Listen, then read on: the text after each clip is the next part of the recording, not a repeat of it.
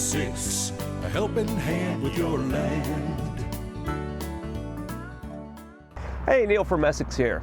Our sales department probably receives a phone call a week from a customer looking to put a log splitter on the back of his tractor.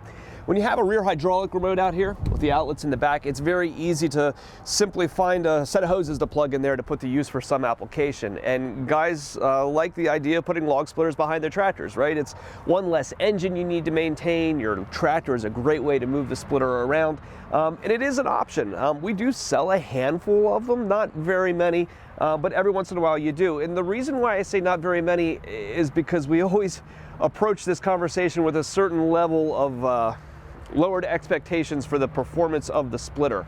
Most of your small tractors are going to have hydraulic flow out these rear remotes between about 6 and 10 gallons per minute.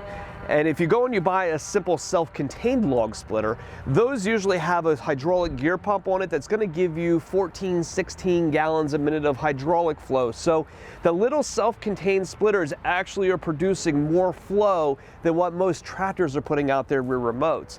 The end result of that is that the cycle time of the cylinder back and forth on your log splitter ends up being not as fast as what a self-contained model could be. Another thing to keep in mind too with your hydraulic remotes is that this type of remote is typically not made for an application that has continuous flow. They're made to be turned on and off intermittently in order to operate hydraulic cylinders.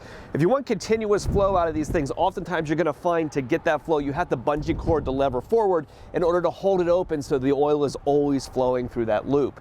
While that works, you're going to find that these couplers are going to get really, really hot. They're going to generate a lot of heat as the oil goes through all of that piping.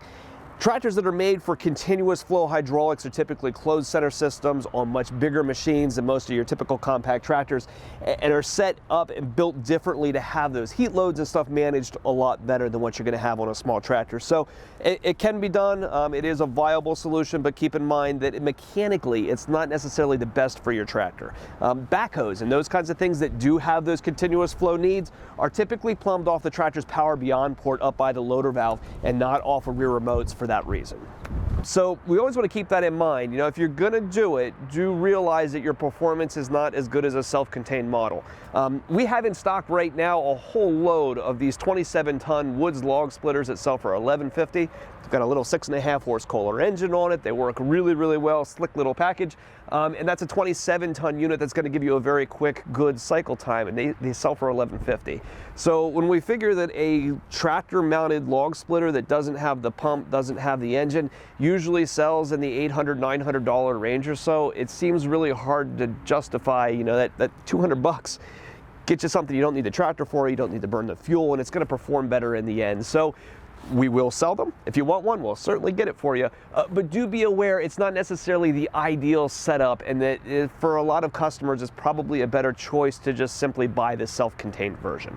So if you have a need for a piece like that, give us a call at Messex. We're available at 800-222-3373 or online at Messex.com.